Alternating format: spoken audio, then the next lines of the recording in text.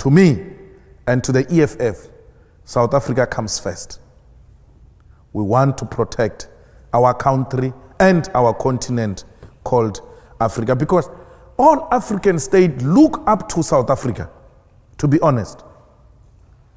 Once South Africa takes a posture that says no to imperialism and recolonization of Africa, all of them will rise and say, not in our country, because they look up to South Africa. So South Africa has let down a lot of African states.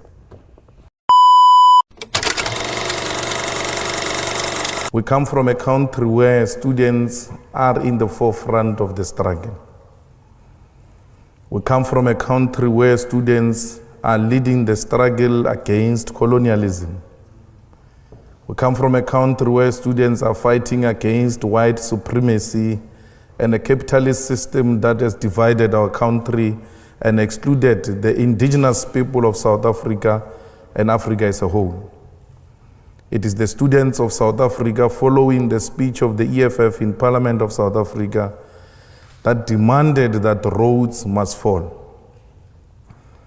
They do not say Rhodes must fall because of their hatred of white people, but they said Rhodes must fall because they hated what Rhodes represented: a white supremacy, a system that projected white people as superior and black people as inferior, a system that subjected black people to a situation where they were denied education so that they can be suppliers of cheap labor.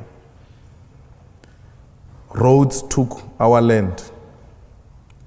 Rhodes introduced a system that led to a black genocide. Rhodes exploited our minerals and natural resources and left South Africa without anything that will demonstrate that this country is a mineral-rich country. We cannot continue to celebrate people who represented a racial divide of our people. So the students in South Africa are demanding, and they've succeeded, that everything else that represents backwardness and racial division and hatred of black people should not be celebrated. The students, after the defeat of those who believed that those who perpetuated white supremacy should be celebrated, they went further to demand that education should not be a commodity. It must be free for all, because education is a right protected and enshrined in the Constitution of the Republic of South Africa.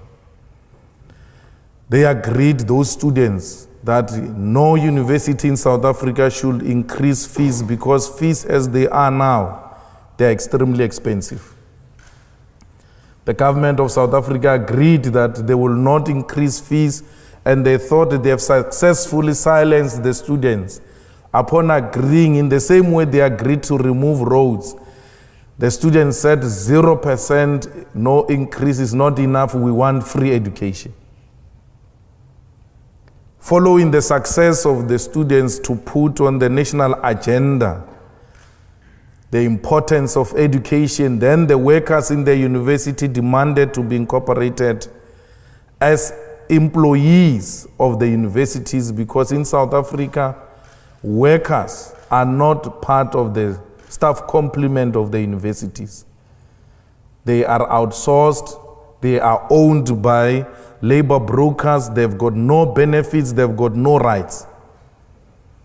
They work for universities, some of them for more than 30 years. When they go on pension, they've got nothing to show. Students joined them and said, these are our parents, we want them to be integrated as part of the university, and they must have benefits. Because you've got a situation where in South Africa, the rich have got extremely more than the poor. We've got a situation where the rich love animals than the people.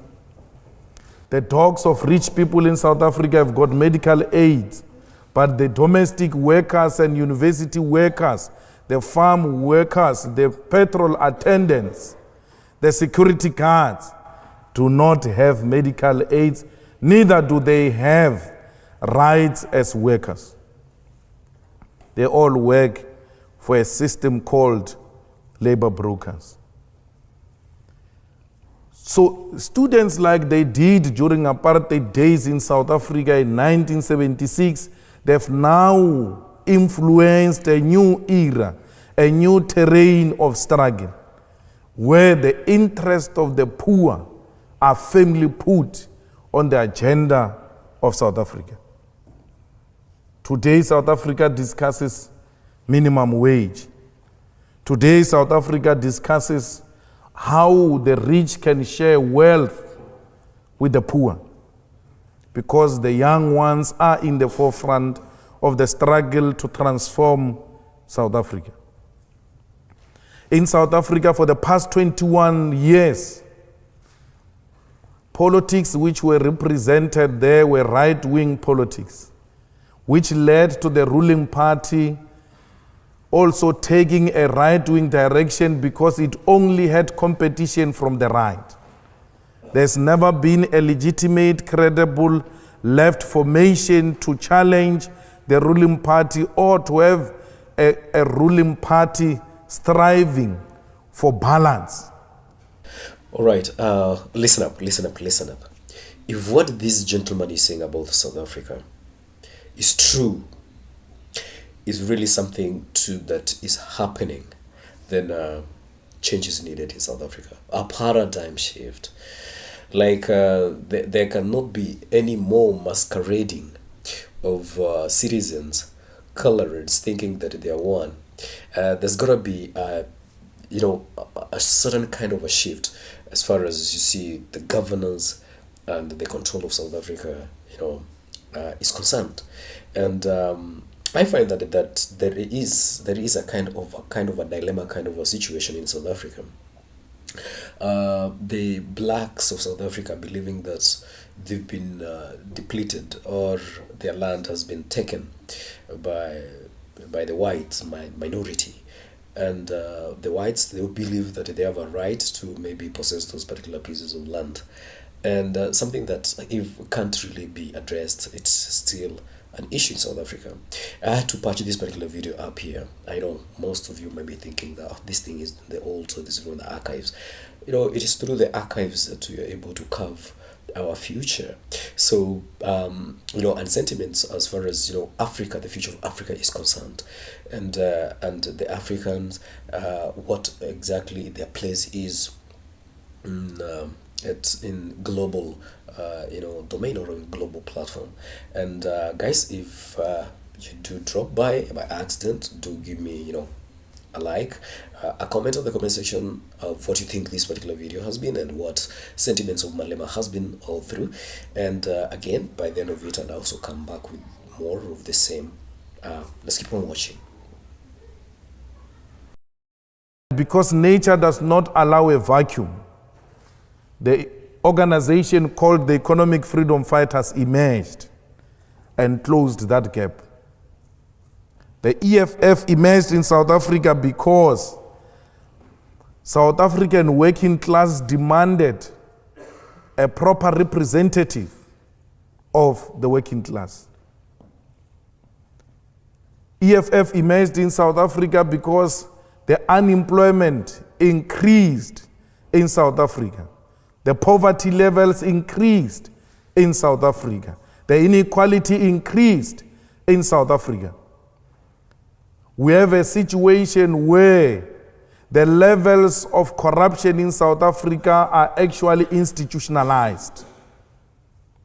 You get a senior position on the basis of to what extent are you corrupt.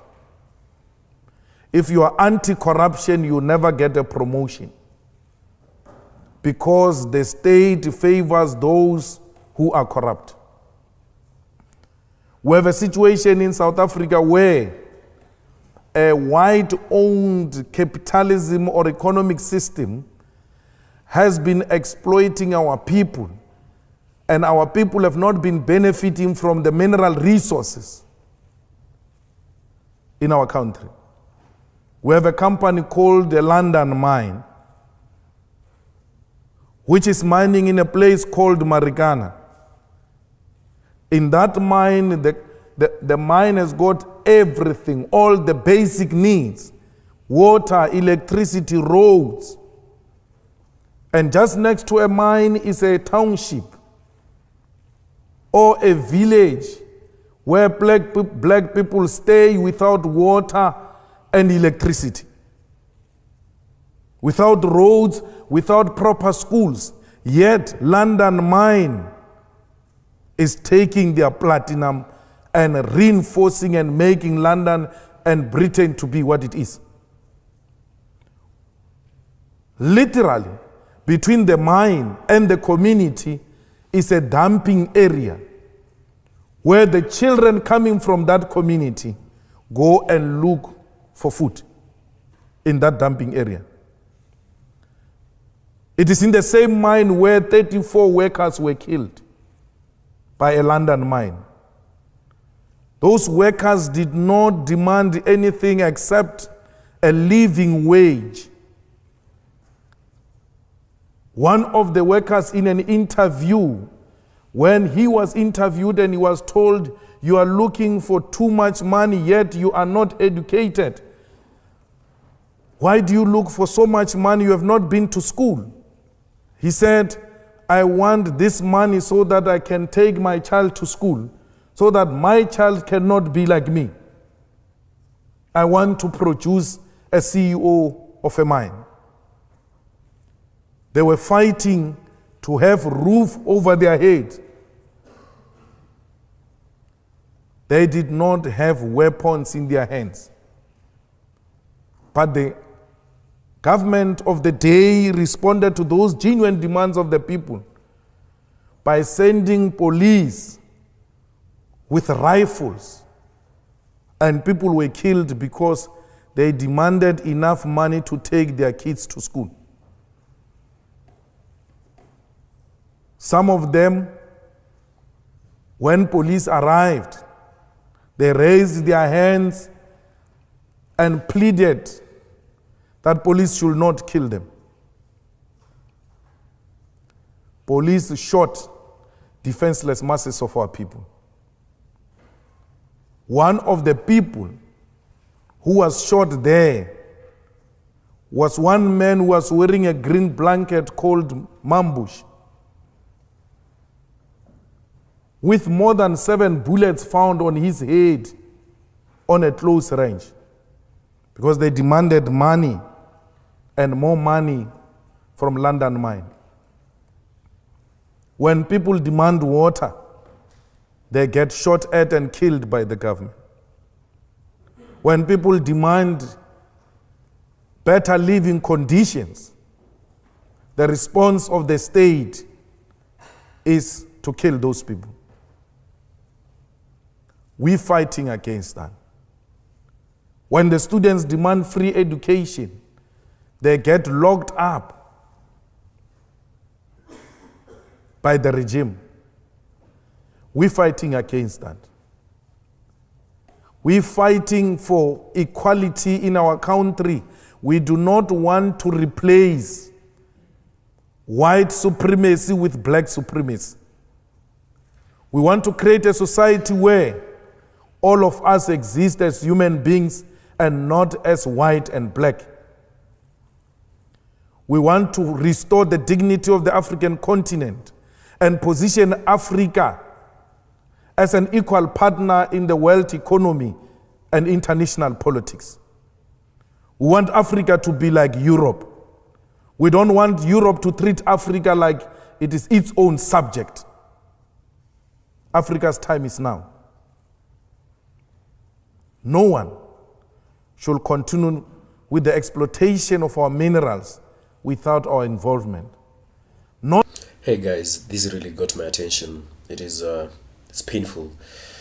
I don't know if the guy or the man is still the same man that he is at the time of speaking, because this video was done a couple of years down the line. And I can tell you that if he holds the same sentiments and the same attitude and the same, burning desire, carrying it forward up to this particular point, then I tell you that, yeah, a change is really, really, really needed in South Africa to accommodate every person in South Africa, and that includes what he's trying to, advocate for. And I don't know if there are ears or there are people listening. Malema is trying to, advocate for a united Africa.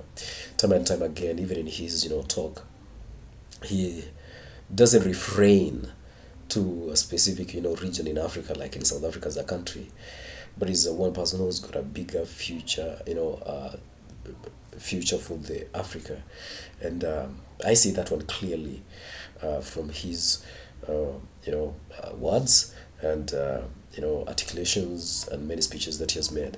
And if you do feel me, if you do get or you listen up to this particular very end, you're a very important person. Something unique is about you.